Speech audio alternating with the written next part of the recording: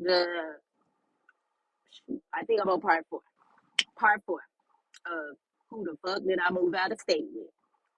So I left off at my social media friends, me asking for help because I knew I needed just a little bit more to be able to be comfortable and stable and situated enough until I'm able to find me a job here in Tennessee and, move around a little bit. I actually got to get here in order to do things. Like a dream is just that. You just dreaming until you actually see the vision come true. So I'm like, okay, all right. By the time I got to my good CD column, I already had like $3,200. That was well over the amount, the goal that I had set to raise. People I had not talked to y'all since like late high school, early adulthood ages, sending me $200, $300. Thank y'all. Like, I am one of the most humblest people. Thank y'all from the bottom of my heart because a lot of women, a lot of people would not be able to get on a platform and ask friends, family, people that they hadn't communicated with or saw in so many years for help when they really need it. That's the problem. We are so scared to ask for help when we really need it. And sometimes that becomes our downfall because you don't know that you could have been passing up your blessing because you wasn't asking for the help. One thing my dad always told us growing up, don't be afraid to ask for help or don't be afraid to ask a question when you want or need something. You only gonna get one or two answers and don't be afraid of the no. You can't be afraid of the no. You can't expect every answer to be yes. Or people always yes, yes, yes, yes, yes, yes, yes, yes. It don't work like that. So moving forward, I raised more than enough money, so I stopped asking. I'm not a greedy person. I knew that I had well reached over my goal and I was straight. I was ready to go. So fast forward now, get to Tennessee. She needs the deposit to move into the new place.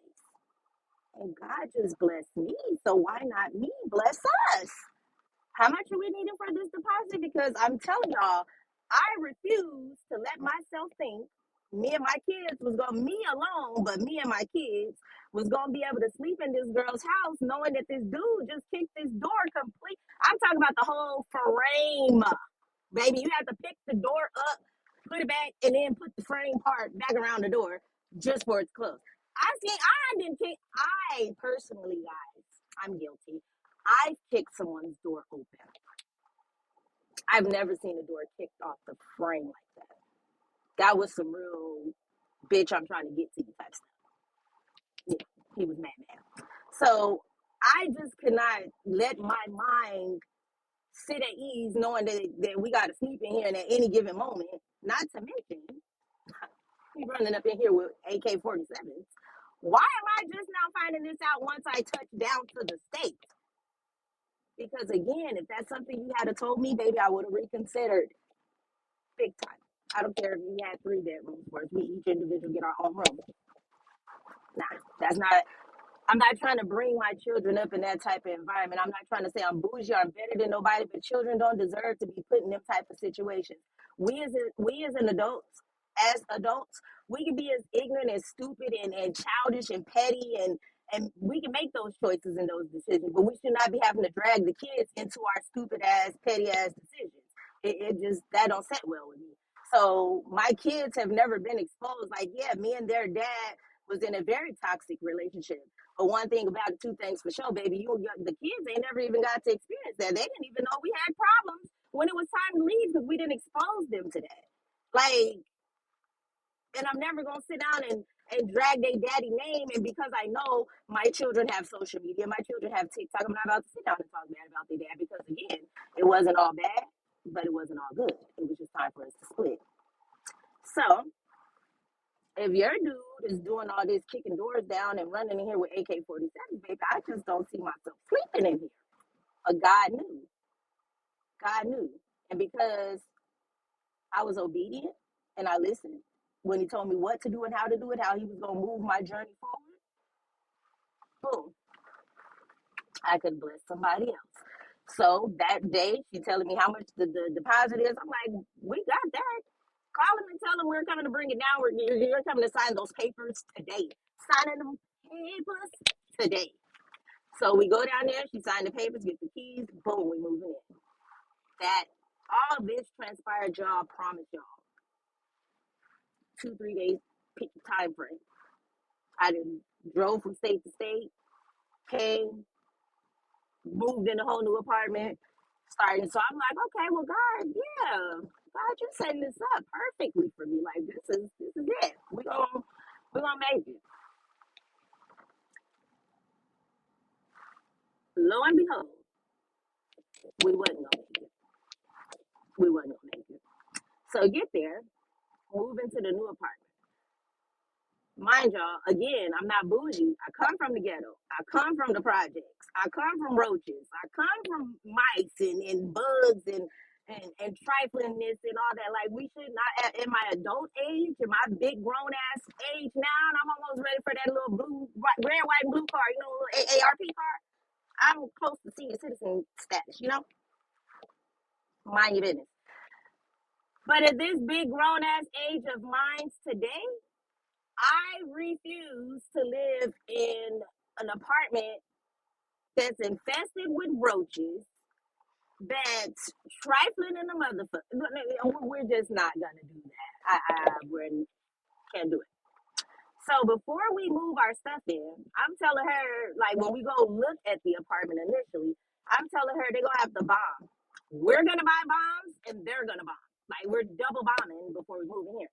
The roaches falling the fuck out the ceiling, out the wall, the cracks, the crevices, the carpet fungus, all that shit. The roaches is leaving because we come. And I ain't living with them. I don't want to share the space. We did that already. Had enough. So boom. They spray, we spray, it's time to move in.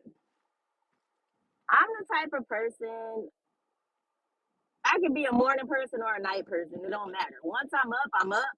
But if I'm up getting the day started at an early time, like everybody needs to be on the same page. Like, let's get up. You got 2 kids, I got 2 kids, and it's 6 of us in a 2-bedroom apartment. We got to keep it clean. We got to keep it maintained, baby, because again, before we got here, we had an infestation.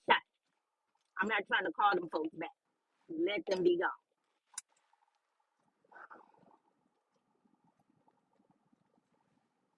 Wake up.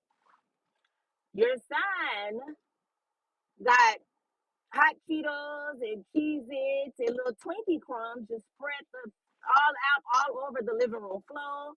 Just everywhere, baby. He should just be eating in the kitchen. Like, just see him in the kitchen. But the fact that you don't want to get up and tend to your kids at the school hour, tending to kids type of shit, then I got a problem. We got a problem. I don't want to see your 2-year old, I think that's how old he maybe was at the time. Terrorist ass 2, I don't know. 2 or 3, no older than 3. Climbing up on the stove to climb up on the refrigerator to fix his own fucking cereal.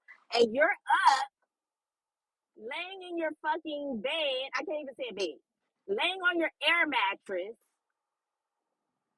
laughing at SpongeBob, harder than the kids were laughing at SpongeBob.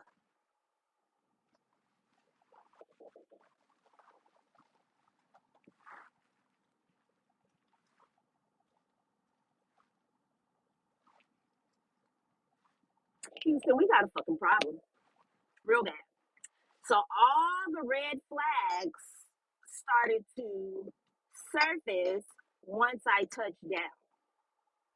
Once I touched down and saw how you really was living, and again, we listen, but we don't judge. I'm not judging you. But if you would have gave me a more realistic heads up, I wouldn't be so irritated the way I still am 5, 6 years later because you painted a whole facade. It was all bullshit. You're lazy, you're trifling, and you just don't give a fuck. And y'all stick around for part 5 because